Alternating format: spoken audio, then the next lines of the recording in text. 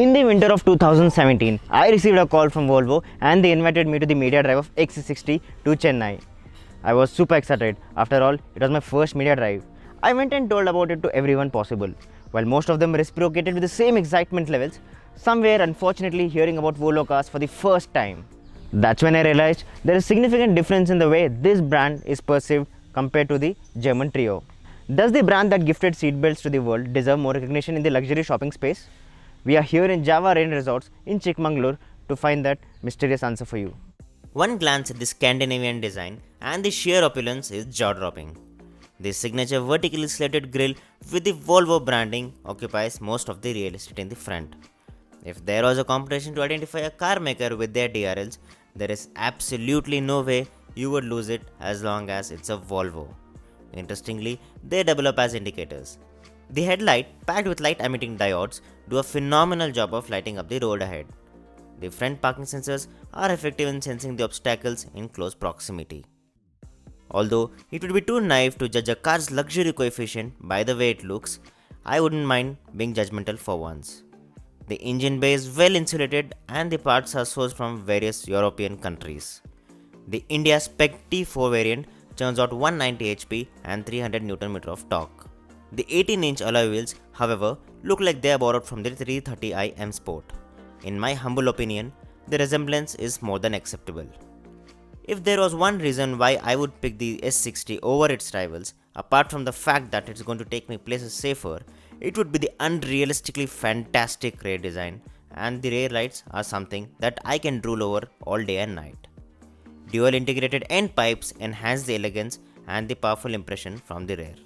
Scandinavian design and Swedish craftsmanship combine to create the cabin of S60, which displays upscale materials throughout and extreme attention to detail.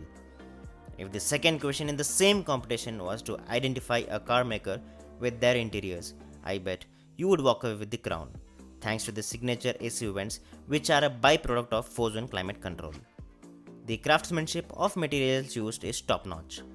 Although the 9-inch infotainment, which can be operated with gloves, has a fantastic response to touch, it demands too much of attention from the driver and it's not the most intuitive. I wish there were some dedicated buttons for basic controls. You get 3 upholstery color options and 2 wooden inlays to choose from. The dashboard is wrapped in leather for the uber premium experience. The front seats are wrapped in perforated fine Napa leather and are the most comfortable I have ever been in. I would confidently honor them with the USP tag for this car. They are electrically adjustable with memory functions. You get a dead pedal, which is really big. We really love the unconventional start-stop button with the beautifully crafted drive selector. The steering feels solid with the controls for semi-autonomous driving on it. The large 12.3-inch driver display has a simple and elegant instrument cluster, something that we prefer over the new age funky designs. Read Nissan Magnite.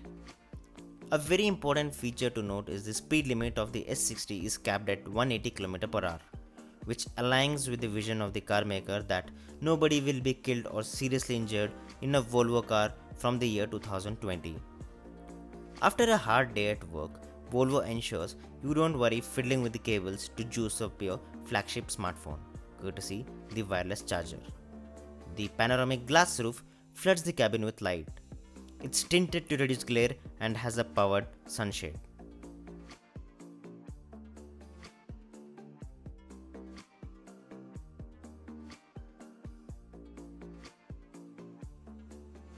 The electrically operated carnivorous boot ensures airport transfers and weekend trips are something to never worry about. The temporary spare tire is neatly tucked inside with some essentials. When you move to the rear of the S60, you really don't feel that you're sitting inside an entry-level luxury car because it's actually pretty spacious. The legroom, the headroom, it's more than adequate to tag it as a good, competent luxury segment car. And you get the armrest here, and there's individual AC controls where you can set different temperatures for both the rear passengers. The beautiful, elegant lights here. There's a huge panoramic sunroof that's going to give you a lot of vitamin D. And one thing that I feel is probably 3 people might be squeezed in the rear seats. That's because the tunnel that you see here is actually quite high. So probably it's just perfect for 2 adults and a teenager maybe. You know, when I first drove the XC60 in Chennai and the XC40 later in Hyderabad and Goa, I wasn't really impressed with their drivability because I felt the cars weren't communicating with me the way I expected. But things have changed, and Volvo says that the S60 is one of the strongest contenders for being a potent driver's car. How true is that? Let's find out.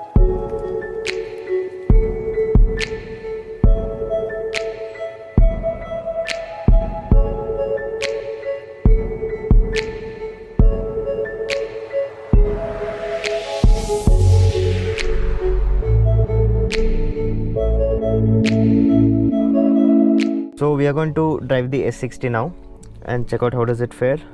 First things first. So this is the unconventional start stop button. You need to turn it clockwise and the car is gonna get switched on. And the first thing that you realize it's extremely pin drop silent. So this is the gear lever for the 8-speed gearbox, and we're deselecting the parking brake, and here we go. So first things first, the driver's seat is electrically adjustable and the range is fantastic. I can see the complete edge of the bonnet out of me, and the road has superb visibility from the driver's seat. Talking about the driver's seat, it's extremely comfortable. It's very supportive. It reminds me of a typical recliner. There's no way that I'm tired even after driving it for 5 to 6 hours from Bangalore to Chikmagalur. Not just that, the seat is designed in such a way that it can absorb a lot of vertical impact. So no matter how the car falls, in case of an unfortunate accident, your spine is not going to get hurt. That's something we expect only from a Volvo. The acceleration of the car is brisk. Probably the Bavarians do a better job of pushing you back to the seat when you accelerate hard. But there is a lot of power available in the mid-range, and the 190 horses on paper do more than just doing justice to the car. There is not a single moment where you feel that the car is lacking power, which is really fantastic. But the biggest surprise for me in terms of the drivability was the gearbox. The 8-speed gearbox is fantastic. There is very minute lag that you typically expect, but then apart from that, the gear shifts are butter smooth. That's really commendable. And there are 3 driving modes to choose from. One is the Eco mode, where you can extract a lot of mileage from the car. It's very fuel efficient, and not just that, the emission produced by the car is very less in the Eco mode. And then there is the Comfort mode. It's the right balance between the Eco and the Dynamic mode. Dynamic mode is where the party starts. You feel the acceleration kicking in really hard, and it's just fantastic. The steering gets pretty heavy, which I did not expect in a Volvo at all. In fact, not just in dynamic mode, the steering weighs up really well in the Eco and the Comfort mode as well. That's something I really did not expect from a Volvo, especially after the not so great experiences that I had in the XC40. Although the S60 comes with a lot of autonomous modes, my favorite pick is definitely the Pilot Assist. So what happens in Pilot Assist is, I'm going to toggle the controls on the steering wheel. What it does, it senses the speed of the car ahead of me, and based on that it calibrates the speed of this car. Of course, the adaptive cruise control can also do that, but apart from that, what it does is it's going to steer the car for me, considering that there will be very good lane markings on the road. Yes, Volvo strongly recommends that you do not take your hand off the steering wheel. If in case you do that, the Pilot Assist is going to get turned off. This is a safety measure. The last interesting bit about the Pilot Assist is, for example, I'm driving in the hills now. The car ahead of me is doing 120 kmph, so it's not going to adapt it to 120 kmph. It realizes, it communicates with the maps, and automatically the speed is reduced because there is hazardous obstacles. India's Spec T4 variant balances responsiveness with efficiency. Compact and light, this 4-cylinder powertrain reduces weight over its front wheels, helping to improve agility and the way the car responds to your driving inputs. It's simply the best Volvo we have driven to date. It's engaging and communicates with the driver. However, it's important to note that it's a front-wheel drive, unlike its arch rivals. The S60 feels extremely planted like a magnet on straight roads at triple-digit speeds, and the cornering at good speeds is something to write about. When you drive the S60 in a sedate and linear manner, the turbo lag is absolutely nil. But in case you decide to get ambitious with the throttle input, especially in the dynamic mode, that's when you are reminded of its slight existence. I would reiterate that it's very minute.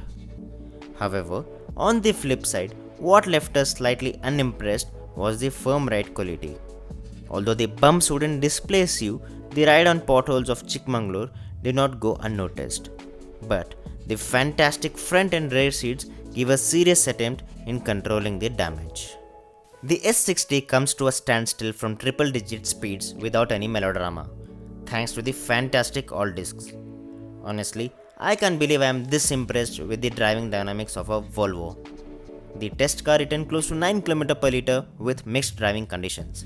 This, coupled with 60 liter of tank capacity, means you might have to refuel more often than required, with a tank range of approximately 500 kilometers. The Volvo S60 is a fantastic package. It looks amazing, drives very well considering it's a front wheel drive car. It's loaded with tech, and more importantly, it's the safest. If God granted me one unconditional wish, I really hope that Volvo Cars India expand their dealer service network, because in India, for a car to sell well, the service network is as important as the car itself. Coming back to the bigger question, will I pick the S60 over its rivals? 100% yes. After driving it for 1000 km, this Scandinavian beauty has left me so remarkably impressed as an overall package that if I was hunting to add an entry level luxury sedan in my garage, I would head to the only Volvo dealer in Bangalore than the multiple outlets from the German Trio or the Brit Icon.